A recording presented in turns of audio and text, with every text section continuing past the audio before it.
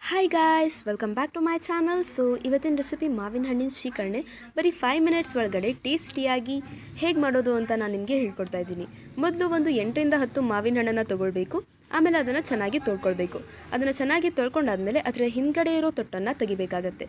ಈ ಹಿಂದ್ಗಡೆ ಇರೋ ತೊಟ್ಟನ್ನು ತೆಗೆದ್ರೆ ಅದರಲ್ಲಿರೋ ಕಹಿ ಅಂಶ ಹೊರಗೆ ಬರುತ್ತೆ. ಸೊ ನಾನು ಇಲ್ಲಿ ಒಂದೊಂದೇ ಮಾವಿನ ಹಣ್ಣಿನ ತೊಟ್ಟನ್ನು ತೆಗಿತಾ ಇದ್ದೀನಿ. ಈ ಮಾವಿನ ಹಣ್ಣಿನ ತೊಟ್ಟನ್ನು ತೆಗೆದಾದ್ಮೇಲೆ ನಾವು ಅದರ ಸಿಪ್ಪೆಯನ್ನು ಕೂಡ ಸುಲಿಬೇಕಾಗತ್ತೆ.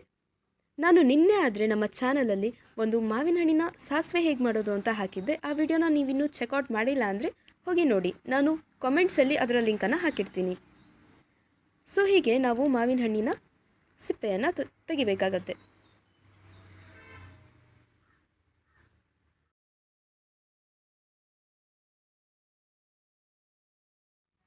ಮಾವಿನ ಹಣ್ಣಿನ ಸಿಪ್ಪೆ ಸುಲಿದಾದ್ಮೇಲೆ ನಾವು ಒಂದೊಂದೇ ಮಾವಿನ ಹಣ್ಣನ್ನು ತಗೊಂಡು ಅದನ್ನು ಚೆನ್ನಾಗಿ ಹೆಚ್ಕೊಳ್ತಾ ಇದ್ದೀವಿ. ನೀವು ಹೆಚ್ಕೊಳ್ಬೋದು ಅಥವಾ ಅದನ್ನು ಕೈಯಿಂದ ಕೂಡ ಕಿವುಚ್ಕೊಳ್ಬಹುದು.